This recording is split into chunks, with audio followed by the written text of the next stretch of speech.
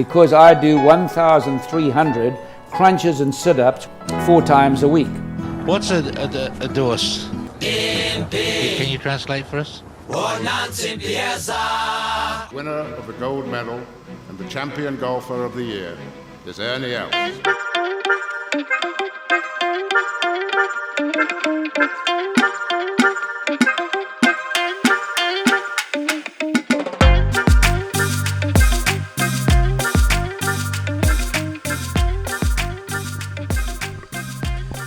Welcome back to the Go Track podcast, a podcast about golf and golf adjacent stuff, mainly from South Africa. I think I got that right. Hoff, was that bang on? I think you did a good job there, Tucky. And we've always said T-Bag's job is a little bit at risk here, so yeah, another one to take it off his hands. He is under a lot of pressure. As you can hear, it's a 2-ball today, and we are going to be pretty adjacent to golf today, as about as adjacent as we can possibly be, because we've got a couple rugby brains in here today. It's Tucky, and with me today to chat rugby. You guys didn't ask for our opinions, but we're going to give them to you anyway. Hoff? Yeah, I love that, Tucky. I don't know about rugby brains, but they always say, I don't know who they are, but it's the guys in the fifths from school. Those are the guys that can see the game better than anyone else. So I think my qualification in that respect is right up there, Tucky. So yeah, looking forward to some very golf adjacent chat. It's very golf adjacent, being rugby, but looking forward to it. Well, we're going to focus a bit on what's to come from a Springbok perspective. The end of year tour. We're not going to talk about the match against Japan. I think it was a foregone conclusion that the Springboks were going to get the job done, and they did. The Brave Blossoms put up a bit of a fight, but that was not going to be enough, that is for sure. But we've got some exciting rugby coming up. Very, very exciting. France, Italy, Ireland, and Wales to come for the Springboks. So we're going to focus on the Springboks. Also want to bring it home because we are both massive Sharks fans. And their problems there. Hoff, just quickly before we get into it, we will discuss it later. But our beloved Sharks, things are not looking good there. Yeah, it's dire, Tucky. It's tough. I look back to the days of the late 90s and early noughties, giving away our age here, where it was part of Durban culture to make your way down to the tank on a Saturday or a Friday night. And things were looking on the up a few years ago when we were bought out and, all of these big names signed for us, but flip, it hasn't worked. I guess the Real Madrid Galacticos model didn't work either. So, is it a surprise? Well, in hindsight, it's probably easy to say that. But you're flipping disappointing, bro. Like, my God. Difficult to like picking up that remote, putting it on 211, or at this stage probably like 217 or something like that, and watching a Sharks game, because it's depressing. It really is. And unfortunately for me, fortunately, as they do pay me, I have to be at the Sharks every weekend, and it has been tough. That Ulster game was tough, but we will get to the Sharks, our beloved Sharks. We still love them. But I want to talk about this weekend, Springboks against France. Firstly, a reminder, Hoff, we have been Rugby World Cup champions for 2,194 days as of today. The 2nd of November, 2019, we won the Rugby World Cup in Yokohama. And now it's 2,194 days. So epic. It just feels so good. It feels so good. I love just bathing in the tears of all of these other supporters around the world. Especially the Irish. Also the English, though, to be honest. We forget, the English from that 2019 final. They thought they had won it already, and they got absolutely pumped in that final, let's be honest. I mean, to the Springboks' credit, I think they were probably the only ones that made themselves favourites. We were obviously all supporting them, of course we were, but I don't know if you saw that performance coming out the woodwork, especially you know, especially after how England had put New Zealand to the sword in the semi-final.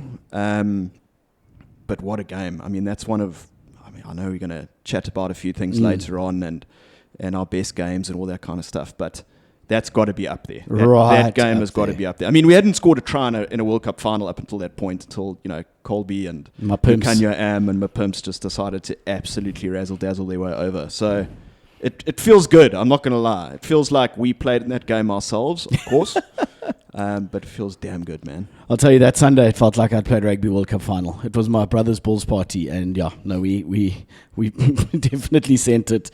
So let's talk France. This weekend, Stade de France back to the venue of that famous quarterfinal where we beat them 29-28. There seems to be a bit of animosity. Huge.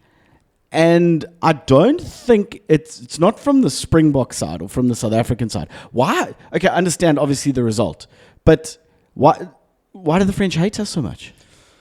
Look, I think it's got a lot to do with how that game played out. They are obviously of the view that they got raw dealt in terms of refereeing decisions. What the hell that has to do with the Springboks, I really don't know. I don't. But, you know, isn't that just like part and parcel of like French rugby and French fans? I mean, it's still simmering. They're still angry. What I couldn't understand was, obviously that happened. And then the Olympics in Paris happened not too long after that game. And then they started booing the Springboks like Sevens team, you know, and it's not even the Springboks team. It was, you know, Team South Africa. So clearly a lot of spillover there from the French fans. And as we know, the French don't really like playing outside of France, which means we haven't had our chance to, you know, boo them in the same way that they've done to us. So I think it's going to be a pretty intense atmosphere there. But you know what? That makes for an absolutely cracking game. You know? We beat them in a World Cup quarterfinal in France. I don't think you can get an atmosphere in France like that with a French team that there's no doubt had the ability to win that World Cup, and in their eyes probably should have won the World Cup. I mean, they dizzied the All Blacks in that first game, you know, and in their minds, I guess we had no right beating them in that quarterfinal, but we did, and we have the silverware and the little William Webb Ellis trophy on our sleeve to show it. So it's going to be an intense game, Tucky. And you know, I know you said we don't want to touch on the Japan game, and I don't think we should. But what I do like about that is that we've had a game. Yeah. We've played. You know, had the chance to get our combinations and all of that. They're coming in pretty green. You know, their tour of New Zealand wasn't a bad one. I know it was a B team, but it wasn't a bad tour. But how many of those combinations are still going to exist? Yeah. So I think those work in our favor, to be honest. I think their squad, I think they're missing Thomas Ramos and Dupont still. So like those are two massive players for them that they are missing. But playing them in Paris has been a pretty happy hunting ground for the Springboks. We're unbeaten in the last 4 games that we've played them at the Stade de France. The last loss was all the way back in 2005. And also, interestingly, France have only beaten us once in the last 9 tests that we've played. That was in Marseille, the year before the last World Cup. So we definitely got the rub over the French, whether it be home or away. So I think that we've got their number. I think that Rassie's got Galtier's number properly. I know they've got some big boys in the forwards. And Maxime Lucu is a pretty good understudy to Dupont. And then Intermac or Jalibert, whoever they pick at 10, is also... But I just don't feel like they are as consistent across an 80 minutes as we are. Yeah, look, I think, isn't that France? You know, like, I don't think we describe France with the word consistency. Correct. You know, that's the opposite. Look, they have become a lot more consistent in the last few years. There's no doubt about that. And they definitely a formidable team. I'm interested to see who they go with at 10, you know, because Romain Intermac, he has the ability to run a game and run through you. And, you know, a little bit like Sasha, to be honest. He's got that French flair and he's flipping dangerous. Oh, absolutely. And that forward pack, Gregory Aldrit and all of those guys, when they're on, properly on.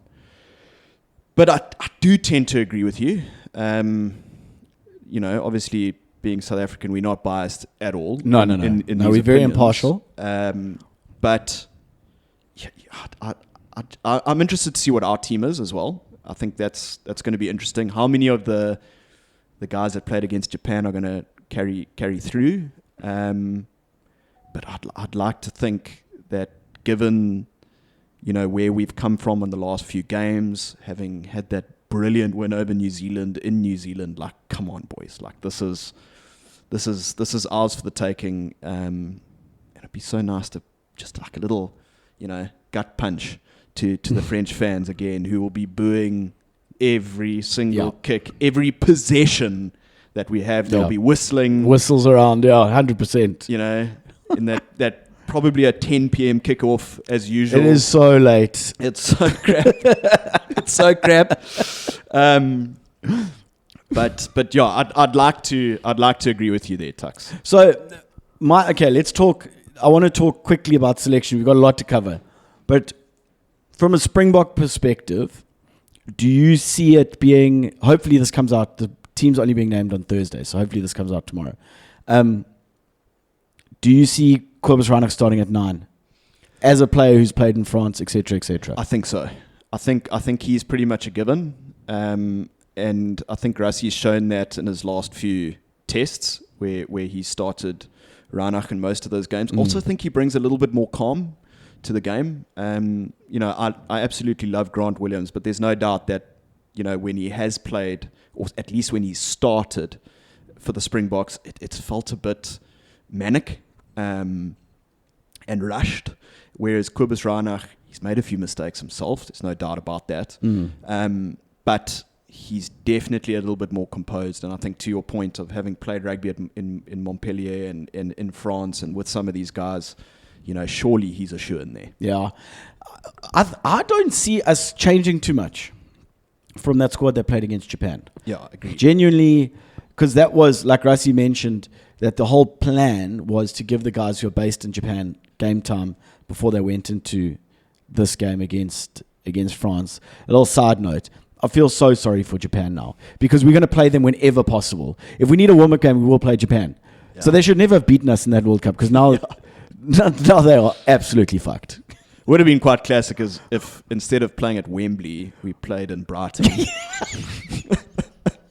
Although you never know what happens, and then we're setting ourselves up to be doomed again. But Joe, I do feel sorry for the poor brave blossoms.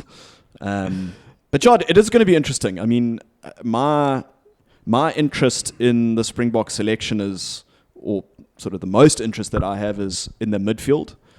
Who's he going to play at midfield? In midfield, is it going to be Jesse Kriel at 13? Is it going to be Canan Moody at 13? Because I think that also dictates the way that Rassie is going to look to play. Yeah. And for me, I just love with Sasha at 10. I just love Canan Moody at 13. It's a more attacking option. Jesse Kriel is more the defensive option. Can he draw and pass? Jury's out on that. But, he can certainly tackle. There's no doubt about that. So, I think he's probably going to go Jesse Kriel, but I would really love it if he went Canan Moody. Yeah. I'd enjoy Canan Moody, and I think he's starting to come back into a bit of form. Like when Jake White said that he was like too fat or something like that. I reckon that affected him, though. I think that affected him quite badly. Probably. Because after that, I felt like he really had a dip, but now he's sort of getting that confidence back like he had when he started. Because, when he started, he was electric. Yeah. I mean, what was that game against Australia? Yeah. I think it was, where he played wing. But I like the look of our backline with him in the midfield and Sasha running the show at 10. How good is Sasha, by the way? Unbelievable. That oak is next level. I'm sorry, if that oak was wearing an England jersey or a France jersey, they would be talking about him now like they talk about Dupont. Yeah. For some reason, all people talk about is Henry Pollock. Yes. But Sasha Feinberg and Ngomazulu is the best player in the world under the age of, 23? I think there's a shout to say he's the best player in the world, to be honest. Like he's that good. I mean that game in Durban Yeah, was no, insane. That was insane. I think this weekend is going to be a huge test for him. I think this whole end of year tour is going to be a huge test for him. Yeah. To be honest, because it's Europe, it's cold, it's muddy at times. You know, it's different. If he performs on this, I guess it's probably what he's used to playing at Bishop's growing up in Cape Winter. But if he runs the show, which he again did against Japan, against France, against Ireland, then come on, like he's got to be up there with a shout. You know, I think it's going to be interesting when there's parity in the forwards, when we're not getting that like proper go forward ascendancy, how he can control the game, how he can kick from hand. Like you say, Tucky, like Marcus Smith shakes his head with that stupid hairstyle that he's got, and the whole English media goes on about this like crazy. Yeah. Sasha does what he's been doing, and there's like, I think they just spoke about him as being arrogant. That's like the only feedback. Yeah, that was absolute bullshit. Eh? There was those talk in the media about like how he like thinks that he's bigger than the game. You need someone Characters. to be like that. 100%. Like he's just confident. So is Henry Pollock. Exactly the same thing. 100%. There's peroxided hair. You see this diff? Yeah, no, it's not. I quite dig Henry Pollock, I must be honest. Look, to the point earlier, I think these characters are important for the game either way, whether you like them or not. Like, I don't like Henry Pollock. Is he a good player? Yes, he is. Is he annoying? Absolutely. Absolutely. You know, does he have as much of a hit me face as Marcus Smith? I think he's working his way to pretty that point. close. It is. He's working his way to that neck, point. Yeah. But he is a good player. But he's English, so Yeah.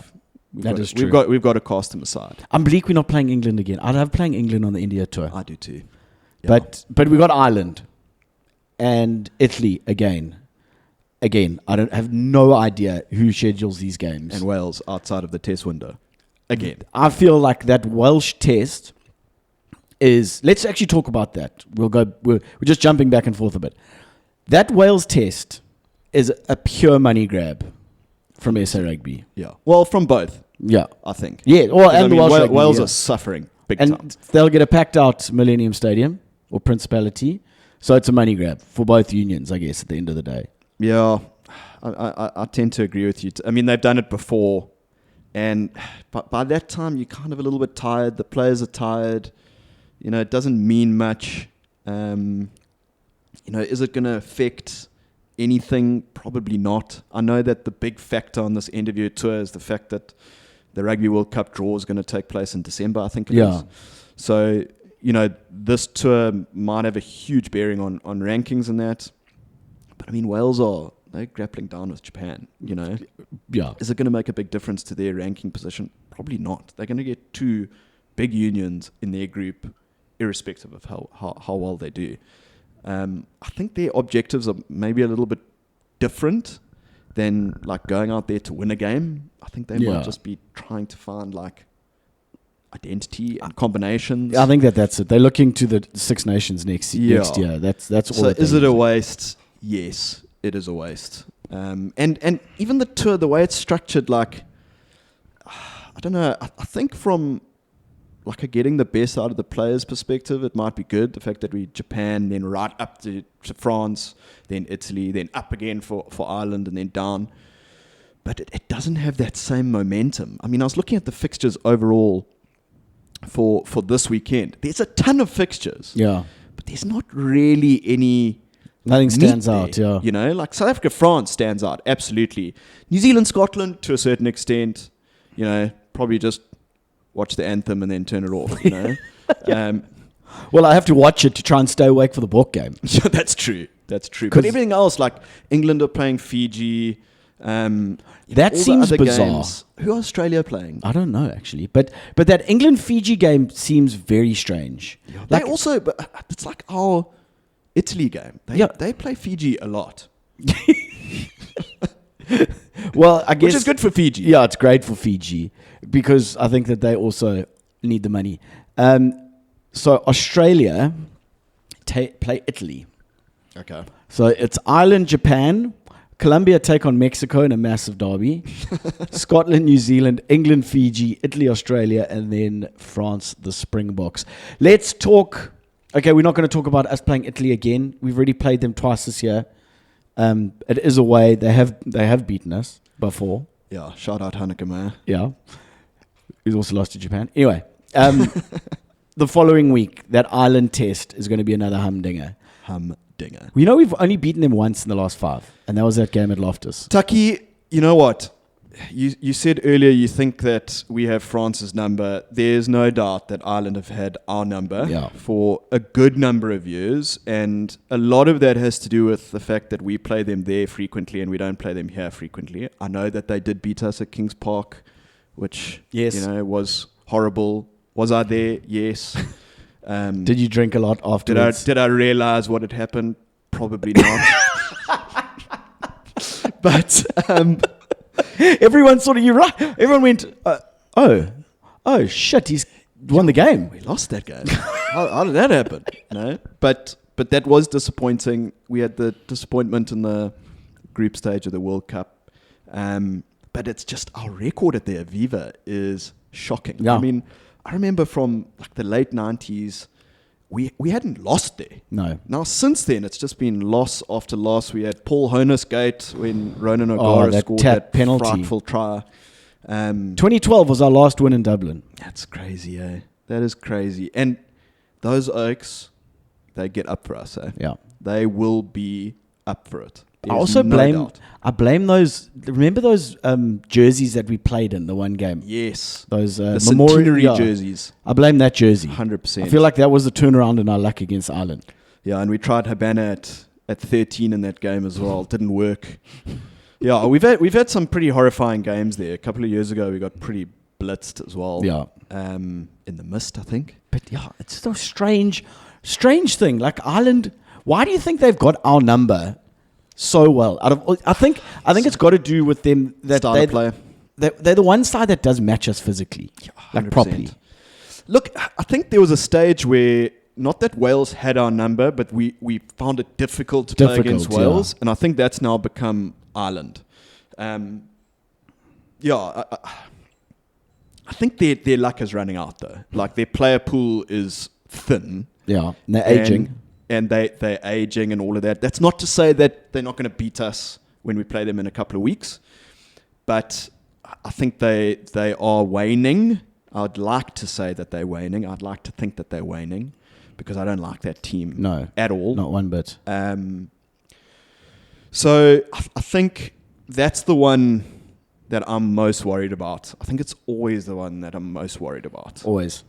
Is that Irish side. But I think Rassie's got a plan, as always, and I think it's going to stem around. I think there's a big weakness for Ireland at 10. So Jack Crowley started last week. He started last week. Prendergast didn't. I think he's got what it takes to be there, but I think if you blow him up a little bit physically early, rough him up. Oh yeah, he's a swinging gate then, at the end of the day. He's not the biggest guy. Doesn't tackle. He's actually, he's flipping tall. Sam Prendergast is very tall. He doesn't seem but he is wiry. Yeah. And he doesn't like tackling. Yeah.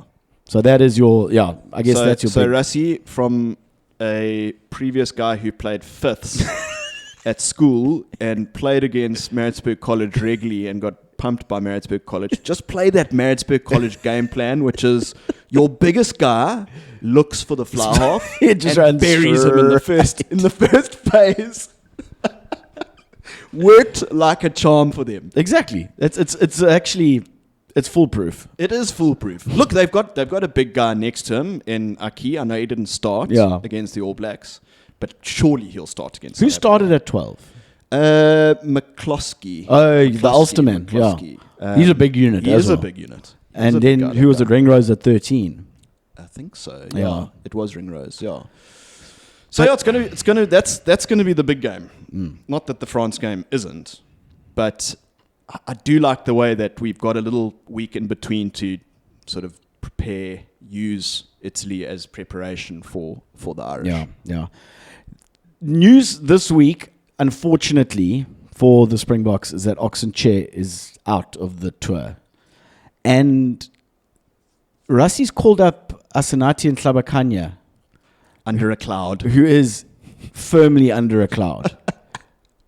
Under a significant doping cloud, which apparently allegedly is of no Fault. doing of his own. Yeah. But Nevertheless. I was reading this morning, and this is from the Daily Maverick. They were saying that, so he declared that he was given prescribed drugs to treat a medical condition, blah, blah, blah, blah, blah. So he was never put under a ban or a suspension, because that's usually what will happen, is that you've tested positive, you put under a suspension until you have runs your its course. Yeah. Yeah, until you have your Hearing. hearing. So he's free to play. So who cares? The guy, let the man play. 100%. I mean, unless World Rugby go, no, you can't for reason ABC. You know, if he's available for selection, play him. He was in the Barbarian squad. He was over there. Bring him in. 100%. So he's been selected, and his hearing is only supposed to take place in January or February next year. So Unless he's been suspended, which he's not, play the man. yeah, Let him play.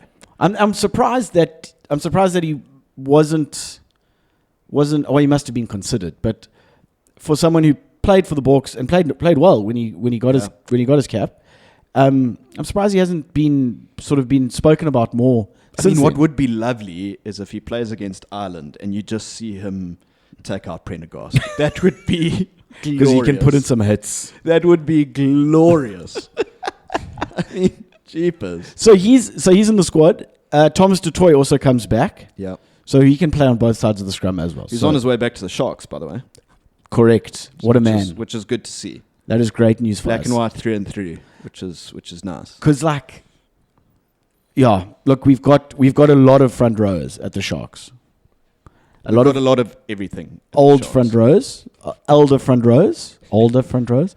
Like you think about it, Vincent Koch, Koch, Trevor yeah. Nyakane, Ox, Thomas du Toit. That's 4 Springbok front rows that we've got. Mm. Vinny's going to play a lot more. Vinny, like he's my mate. He's going to play a lot more now that he's not really in the Springbok mix. I think he's been phased out. He's one of those guys. Yeah. Him, Lukanya. So the Sharks, we can get onto the Sharks now, I guess, because we've spoken about the end of year tour. So before we get into the Sharks, Tucky, Yeah, let's just do a little prediction good idea. on the Springboks end of year tour. Okay. So, I mean, you can start us off. France, South Africa, scoreline? 24-18 to the Boks. Nice. What do you reckon?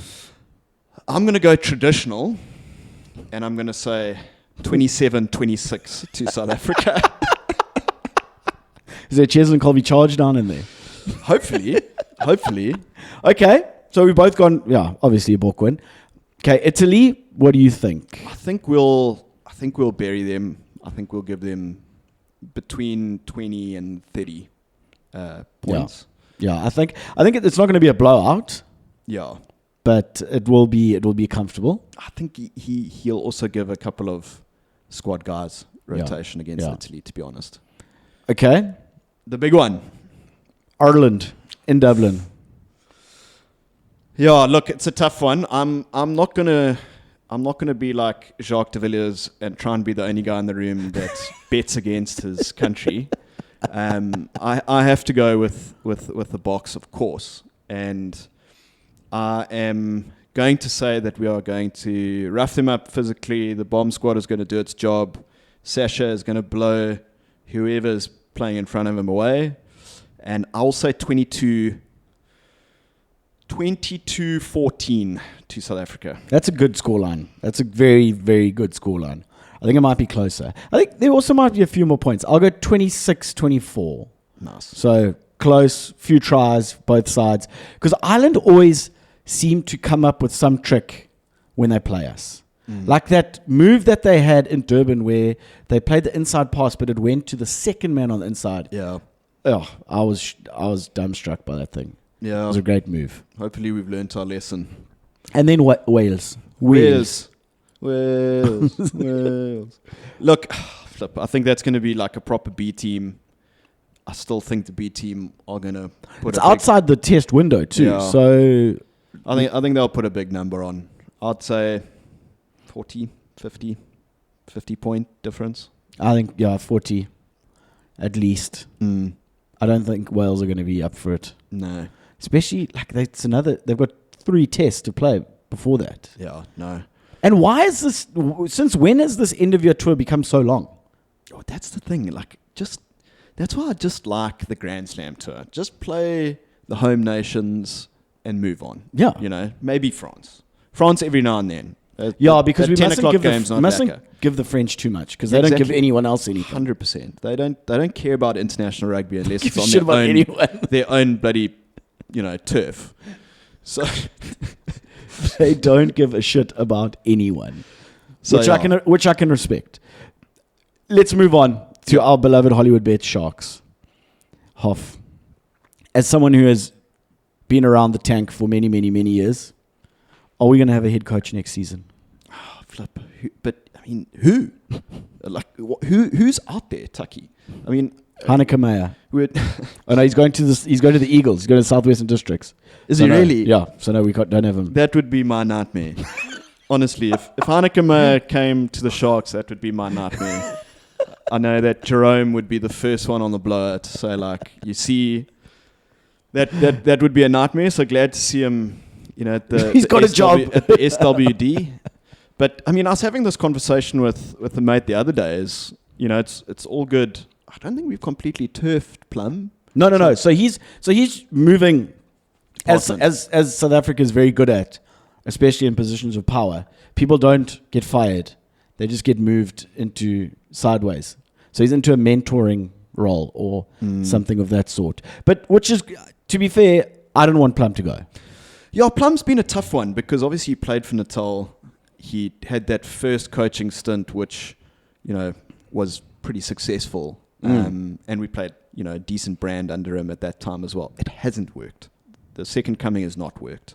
There's no doubt about that. But it is a tough one because we have, an allegiance to him and that. So I agree with you. I think it's nice that he hasn't just been, turfed out. Yeah.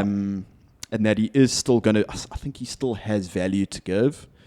But for whatever reason, it hasn't worked. But to the point, who's the alternative? Well, I'm reading Mike Greenaway wrote a piece for independent newspapers, and he said that the Sharks have been speaking to Brendan Fenter. Okay. So there's a bit of background to this. So Brendan Fenter works in a consultancy capacity with Saracens, who share owners with the Sharks. So could very well work between the two. However, do we not need someone in a permanent capacity? Would he come to the Sharks permanently? A place that he's been before as well? Yeah. Would he split his time between Saracens and the Sharks? I'd wonder how that would work. Yeah, practically. And this is the other thing, is that these are all, what's the word, like consultants and advisors and all of this stuff. We need someone who's going to come in Take charge. and take charge. Yeah. So Neil Powell has been moved from his director of rugby role, which he's now basically logistics manager, charge of recruitment, all logistics. It seems like he's got a huge portfolio now. I don't know whether he was involved. I speak out of turn if he wasn't doing that already. But he's got a huge portfolio. Plum has now moved out of his role, which leaves a void in that vacuum in a head coach's role. And we haven't heard anything about anyone potentially coming in. Yeah. No, it's... look, I think it's got to be someone permanent. I wasn't aware of the links to Brendan Fenter. That's interesting. I mean, he's obviously a controversial guy, similar to Rassie Erasmus. He's had classic interviews and that So classic. back in the day. That was if you got time, go on YouTube. You Brendan have to. Fenter's Saracens post-match interview. Yeah, it's up there with the best interviews ever. So that's an interesting one. But outside of that, Tucky, like it's not like there's a huge number of coaches on the market. Yeah. I mean, the mate that I was talking to was sort of saying, well, what about Jimmy Stonehouse from the Pumas? I'm like, well, he was supposed to come in. There was done well. There were He's done rumors that amazingly. he was coming in to the Sharks in some capacity, but that hasn't materialized. So, yeah. But I see what you're saying. You got stuck at the gym. Yeah, or singing Sweet Caroline. But let's speculate hard here and look at potential coaching options of guys who are out there. Jake White is gone. He's going to Selborne. Thank God. Yeah. We wouldn't want to make that mistake again. Yeah. Johan van Graan has just signed another deal with Bath. So he's out. Jacques Nienaber is also, I think, just signed with Leinster again. And I think that we are going to go for that sort of caliber of coach. I mean, you would think so. With the amount that they've invested in players, like, you can't... Like, I love JP Peterson as a player. He was a great player, one of the Shark greats. But it hasn't been very good for him from a coaching perspective. So you can't elevate someone like that, at least not yet. I doubt ever. And locally, is like a Jimmy Stonehouse the kind of person that can manage that kind of talent, ego, all of that stuff. So it's such a difficult one. I think it is it's such a difficult one. It's almost got to be like an international, Yeah. The way that they've gone previously. But you surely can't have your head coach being a consultant. No. Like that. Rugby seasons are almost year round now. Like wraparound, to use the PGA Tour phrase. There's golf adjacent for you. There we go. We had to link it in. So I just cannot see how a non-permanent appointment could ever work in the context of the Sharks. Yeah, I agree with you. But there's something wrong there. Like there's something horribly wrong. Like it's just the games are boring. The level is bad for like the caliber of players that we have. Yeah, and that brings us into our next point: is do we need all of these Springboks? Well, I think it's to the Real Madrid Galacticos thing is that didn't work. But, someone should be able to make it work. I mean, how can you possibly have a team with names like Oxenchair, Bongi Mbonambi, Trevor Nyakani, Irben Etzebeth, Sia Kolisi, Hendrickse, Grant Williams, all of these guys, Andre Estes and Lucanio Am. I mean, the names just carry on. Yeah. We just got Edwil van der Merwe in the off season. He's coming now. All of these guys coming in. How, no matter what you say or how many egos or Springboks or whatever, surely someone can get those names to fire. At least, at the moment, it's almost like the start to the season is irrelevant. We always start the URC overseas, losing to Italian teams and Welsh teams and all of that, and it's like dire from the outset. It always happens. For some reason, we always seem to be on the road at the start of the season, and we don't have any of our Springboks. We've just come off the back of a rugby championship, just come off the back of a Curry Cup, so we've often got a lot of injuries, and then we have to go across to Europe to play 3 games, which includes a Welsh side, an Italian side usually, and then a game in Ireland. Yeah. And we get buried. And we come back with 3 losses, and that's how we've got to try and kickstart our season from there. Yeah. And I don't want to make any excuses, because these guys should all be good enough, and we should have enough squad depth to be able to go, especially to go to Italy and win, or Wales and win. We should never have drawn that game to the Dragons. You can't go there and draw. No. Especially to a team that hasn't won a game the whole season. So, it's... are they unprepared? It's not like this is the first URC season either. Exactly. So, we know what's coming. So, it's head-scratching, bro. It's like, you've got to go through tough times. As supporters, we've got to be there to support the team, and I think we are. It's frustrating, but we are there to support them. Yeah. But, this has been going on for a good while now. I certainly miss the glory days of the Curry Cup, where the Curry Cup meant something and the Springboks played in it and all of those kinds of stuff. I think the URC, because, especially from a Sharks perspective, the URC just hasn't taken here because we haven't played well. You know, there hasn't been that momentum for Sharks fans to be like, okay, well, I actually like this competition. Yeah, look, I still think it's fairly well supported. Like, people support the Sharks, and people love the Sharks. For sure. Look, we have been, and I've been with the Sharks for probably nearly 5 years now. So I've seen it from its most dire. Like, coming out of COVID, we were at our most dire. We were getting 4,000 people into Kings Park for a game. No, it's good to see the numbers slowly And now rising. we sort of just sitting, even that first game back against Ulster, people were keen. People were excited to come and watch the Sharks. Even though we hadn't played well, we had about 18,000 people at Kings Park. And we just needed a kick on there. Yeah. Just needed a good result there, would have sent us on our way. But now, after this end-of-year tour, the Sharks are an island. They've got to play Connacht in Ireland. Then they've got to play Toulouse in the Champions Cup in Toulouse. Yeah, that's tough.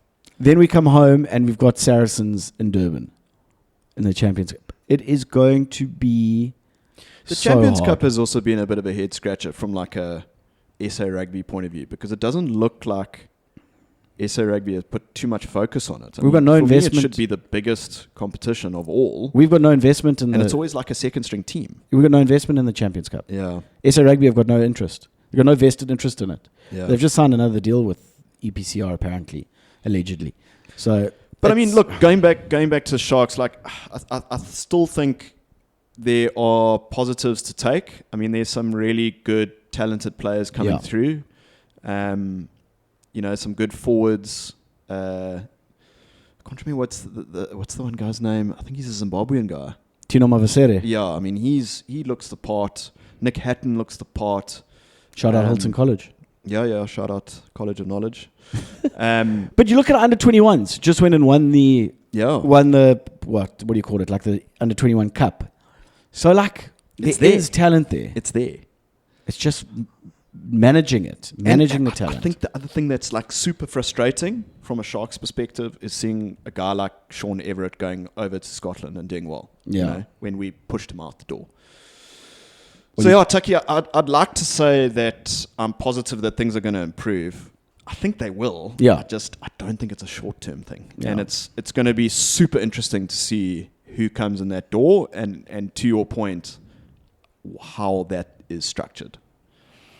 Yeah, and the one thing that I also want to touch on, and I think is a huge mistake from the Sharks, I don't know how it happened, but Bato Hlekane going to the Lions. Yep. I don't know how this has happened. Yep. But my word, someone needs to be held accountable for that, because he is the next box office rugby player in South Africa. Yeah. No, I agree. That was... Someone had their pants pulled down right in front of them. I mean, like, credit to the Lions, to be honest. Yeah, they've done bloody well. Credit to the Lions. I mean, how did the Lions do that? Yeah. You know, you can understand... If he's going to the Bulls Stormers or the Stormers or whatever to a certain extent. But the Lions, I mean, they're not exactly in, like, a great position. No. But yeah, credit to them. Sharks will lose out there, no doubt. But we'll have to fill it somewhere. Yeah, I think we've got enough. I think we've got enough talent coming through. Like, we've got all those under 20 World Cup winners in the Shark side. It's crazy. I was there for that under 21 final, and you had Matt Romeo loose forward, Vusi Moyo fly half, and there was one other. Keanu Everson scrum half. All came off the bench in that final. Didn't even start, and they're all World Cup winners. Yeah. So, like, we just need to take that and nurture that. And look, if out of all of those guys, out of the 23 that played in that final, if we have 8 that make it, fuck, we'll take that. I think also, like, I hope those guys don't get pushed out by just signing big names. I mean, Yes. Going back to 2006-ish, I mean, the Sharks came out of a very, very dark period. We had... It looked like we had no player pool, and we dipped into our academy Yeah, And and that Curry Cup, remember later, that, yeah. 2 years later, we won the Curry Cup. Should have won Super Rugby. You know, Kankowski, Keegan Daniel, Brad Barrett, all of those JP guys. was one of those, Peterson, all of those guys came out of Franz Stein, that player pool, Franz Stein.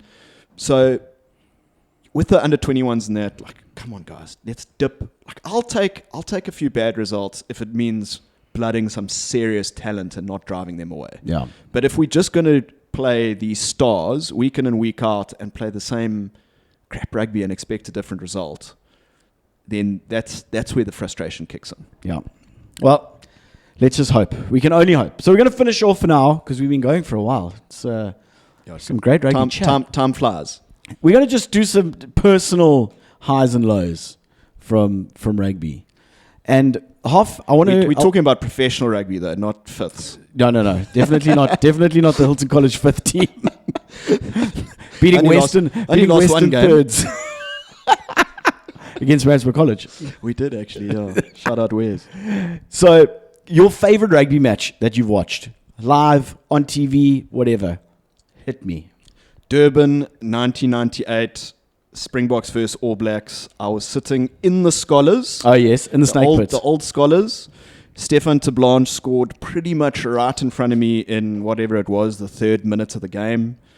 Very famous game, of course. After going 5-0 up, we then trailed 23-5 with, 10 minutes to go or whatever, and came back to win 24-23. Hell of a game of rugby. Yeah. Henry Honeyball at his peak was something to behold. Bit of a sketchy try at the end there. You know, did we actually score? I'm not certain, but the ref gave it and we won the game. That was a hell of a game. Certainly my favorite game, and I was, very stoked as a lighty. We won the Tri Nations for the first time. Was it the first time we won? That was indeed, yeah. Gary Teichmann. Remember that Tri Nations trophy? Yeah. That's one of the great trophies. You're talking about the big one? Yeah. The huge one. Yeah. So they only did that for the first year. They changed it after that. But they should definitely have kept that. That thing was, it was a mistake. Eh? Was it? It was a mistake. They got the proportions wrong. But that's what makes it so epic. It was such an epic put a case of trophy. beer in that thing, at least. But yeah, that was my favorite game. Tux, you? Yeah, so many. One that didn't involve the Boks was definitely that Ireland-New Zealand quarterfinal in the last World Cup. Sure, yeah. That was genuinely one of the greatest rugby matches I've ever watched. Just from a skill perspective, from a intensity perspective, it was like nothing I've ever seen. Yeah. And how the All Blacks managed to defend at the end there was incredible. But from a Springbok perspective, I would have to say the 2009 Lions test at Loftus when Mornay Steyn kicked the penalty to Were you win. there? No, I wasn't there. Okay. I was sitting, I don't know if I was at the Rat and Parrot. I don't know where I was. I was in Grahamstown somewhere. Yeah. And firstly, because Ronan O'Gara came off the bench and just shat the bed completely. Got absolutely dizzied by Jacques Fourie. Then made a bad call. Then got dizzied by that. Then gave away the penalty. And that kick, like Mornay Steyn coming into the side, it was just like on his home ground. It's just one that I'd never, and obviously all the World Cup finals. Yeah. But yeah, look, I think that 2019 final has got to be up there. I didn't like the 2023 final purely because that was the most stressful thing. I think those 3 games, the quarterfinal, semi-final, final was so stressful. Just on stress alone, it can't make it into the top games. It's actually a bad memory. It was so tough. I felt like I'd run a race after watching that game. I felt like my heart rate and it definitely taken a few years. But look, there off are my some life. classic France-Springbok games. That France-New Zealand game in 2007. Yes, that's a great game. France-New Zealand 1999 semi-final. That's a great game. To your game, the Lions game. So that was an epic game. I was also in Grahamstown watching that. The only thing that disappointed me about that was I went to the 3rd test. Oh, the dead rubber. At Ellis Park, and I was now a dead rubber. And they gave us an absolute hiding. We put out a B team and we got absolutely flogged. They just rinsed us. Yeah. I remember that. Ugo Monya scored that try from Jongi Nokwe chasing him down. Yeah. Jeez, yeah, that was... But And yeah, then- I agree. That was a great game. That And was the a great Lions thought game. that like they were like, oh, they done probably it. thought, yeah, we've won this. We should have won the series. They're like, oh, we won the series basically. It's so classic listening to them now, though, because they're like, oh, third test against Australia is obviously a dead rubber. But when they talk about that 2009 series, like, It meant pasted them in the third everything. game, you know, At altitude. at altitude, yeah. All right, let's quickly move on. Your greatest player. So, greatest players, tough one. So I've had to break it down into Sharks and Springboks, Yeah. and international. Okay. Okay. So my greatest player, I would say, of all time, he's the player that I grew up idolizing, although he wore the wrong colors, is Joos van der Westhuizen. Yeah. Like, I was watching videos of him the other day on YouTube. The man was next level. He was before his time. He So could do so ahead of his time. absolutely everything. I mean, he was big, he was physical, he was quick for most of his career. Yeah. He was such an epic player. He really, really was. And I know there's this whole Free Dupree thing, but for me, like, Free Dupree was a great, great rugby player. Springbok, great, but no one touches Joost. And I think, on that, I think Joost was just the most all-round scrum half He was so good. the world has ever seen. I mean, scoring sick individual tries at Twickenham against England to taking down the most dangerous, biggest rugby player in the world at the Yeah. time, Jonah Lomu, in that manner, in a World Cup final. Like, yeah, he's got to be it for me. From a Sharks perspective, I've gone Henry Honeyball.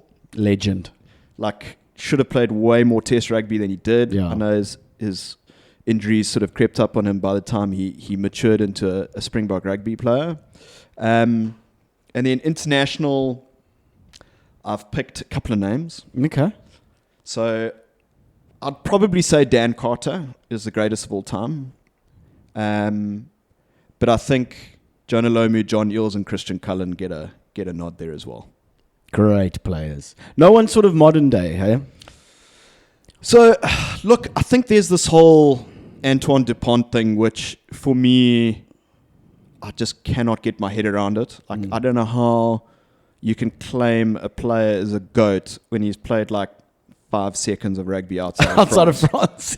You know, like, I cannot get my head around it. I think the whole you have to have won a World Cup to be considered the GOAT is bullshit. Yeah. I think it helps. I think a guy like Dan Carter dragged New Zealand there, although that was a phenomenal team. But I don't think it's a necessity. But like, surely you've got to go and help your team win in New Zealand or in South Africa or whatever. Like, you can't just play all your rugby at the Stade de France and Toulouse and then be considered the GOAT. So I would say at the moment, I'd have to say someone like Colby is maybe up there. Yes. I think Sasha has the ability to be there. To get there. And the other guy that I think is absolutely phenomenal is Cam Roygaard for the All Blacks. Like, that oak is next level. He good. just needs to not get injured. Next level good, that oak. And they rate him, eh? And for good reason. Yeah. I mean, he is so good. He's so physical. He's deceptively quick. He's deceptively strong. He's got a really good pass. He's up there. Yeah. So yeah, a few names there, Tucky. So we'll have to take a few steps back to hand the mic over to you there. Like this, yeah, it's obviously completely subjective. And I've never really had someone who's like stood out to me, or someone I've been like, you know what, that oak's the best player I've ever seen. But like, if we go the same sort of criteria as you, Yeah.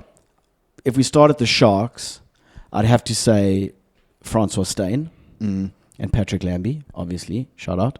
Got to give him a shout out. Golden boy. The golden boy.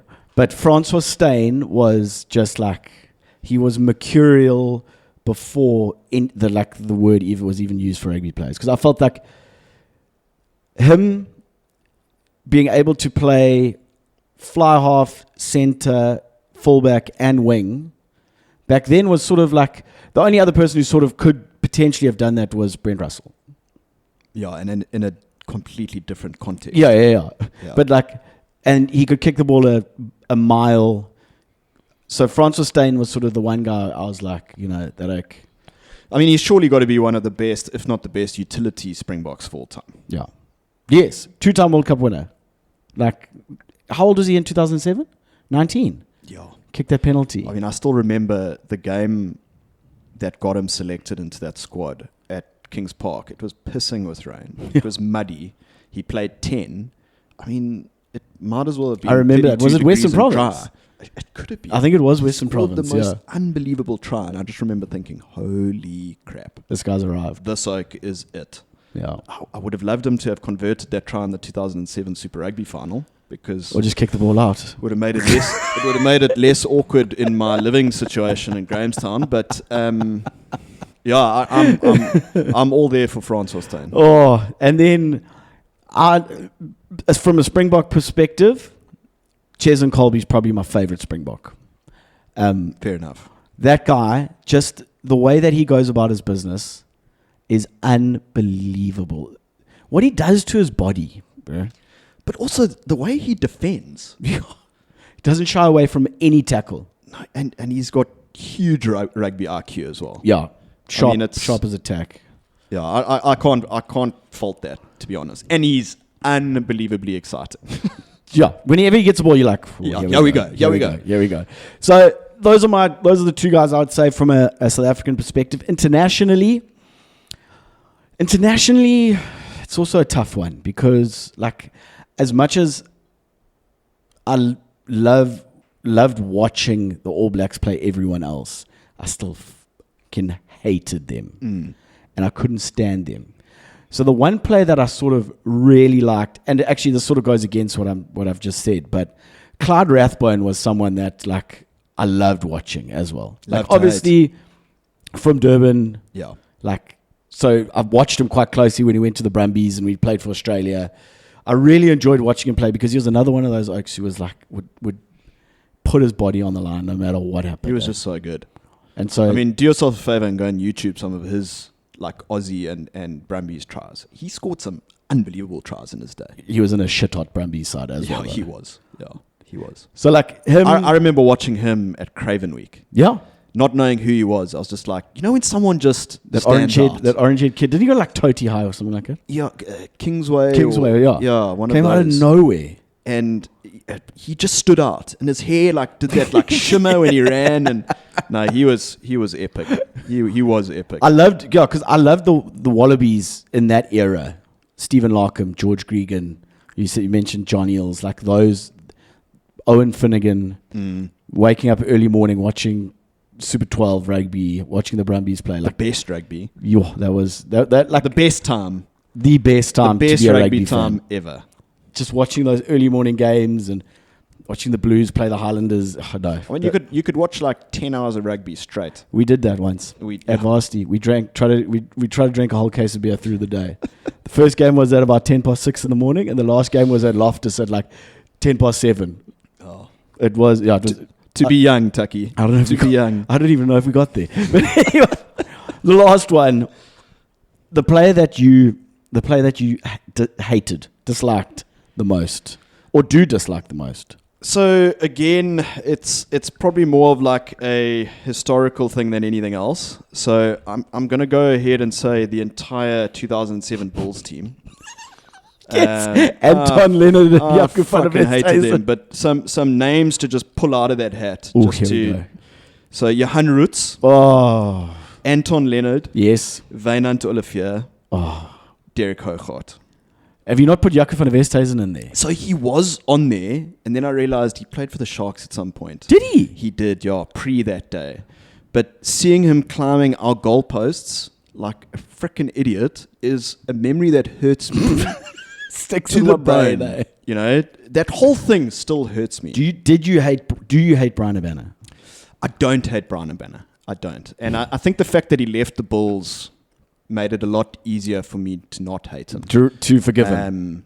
You know, I think that we should never have lost that game. We were better in that game. We deserved to win that game. Derek Keane, Yep. the ref, everything. no excuses except all of those excuses. Would have been a lot easier, as we said, if Franstein kicked the conversion and kicked the ball out. But, we did go on to win that Currie Cup, which was great. It was two really good teams going against each other as well. Would I have taken Super 12 or Super 14 instead? Absolutely. But, fuck, I hated that Bulls team. I hated that Bulls team. Please do not bring that. That game is, you don't speak about that game. No. That never happened. Even writing it down as a note when I was preparing for this, like, I could just feel that heartache come back. Yeah.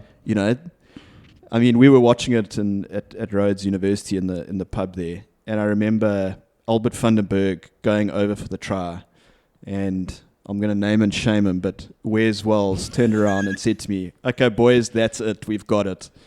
Never. And that moment is pretty much etched in my mind. Wesley. Jerome, big Bulls fan, actually left the pub because he thought It was tickets. and he didn't actually see the try.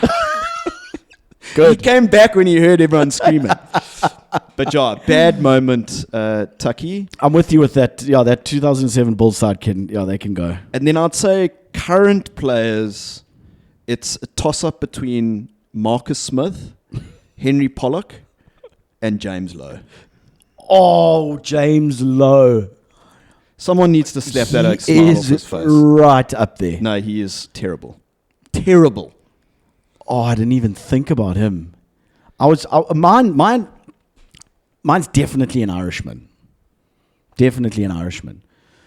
And so, yeah, Ronan O'Gara is one of those guys that's up there, just whiny as all hell, and Irish. Scored that stupid try against us. Yeah, cheated basically.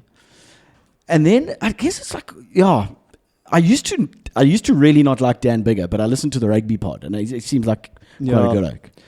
I think Ronan O'Gara, for me, I freaking hated that oak as well. I think his coaching career and his willingness to go to the Crusaders and all of that maybe turned it around a little bit for me. So I don't hate him as much as maybe I did when he was a player.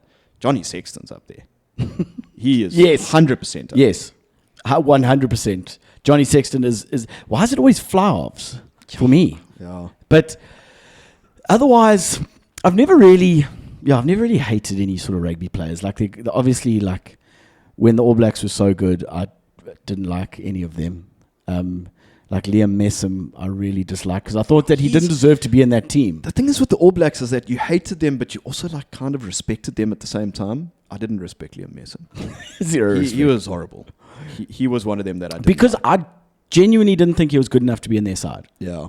And so I was like, pick someone else. And he was dirty. I felt he was dirty when he played for the Chiefs and he gave away that penalty. I was about to say, At Pat Ellis Park. Lambie stepped up. I was there. I was there too. That was great. That was a hell of a day. Nearly got robbed outside Ellis Park, which I think it's a pretty stock standard, isn't it? What a moment for young Pat as well. That was great. That was a big day. But I think, Hoff, that we've covered So who's your player though? Liam Messam probably. Liam Messam. Yeah. Okay, and current? Current. Owen Farrell's surely got to have a shout. But he's irrelevant to me. You know what I mean? James Lowe. I'm going with James Lowe. Okay, I'm happy with that. Yeah. You brought him up, and I just realized how much I despise that oak. Yeah. He's a doss. Look, I think it would be nice if Rassie could just have a moment where he puts Peter Steff on the wing and he just buries Ends James him. Lowe. Just ends him because he thinks that he's incredible. But on that note, I think we're going to call it quits. Yeah, That's thanks. it. Done and dusted.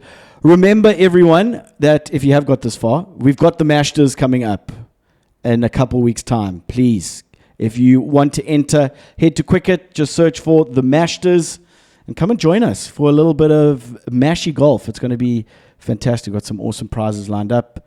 Hoff's going to be there in person. You can meet him. You can get his autograph. You can get some of his rugby takes. Or just to come and tell us how stupid we are about some of our rugby takes. That's the point. We've got the microphones. They don't. Yeah. If you want to give us your rugby takes, you're more than welcome to come on the next pod. Hoff, thank you very much. We'll catch up soon. Thanks, Tucky. That was great.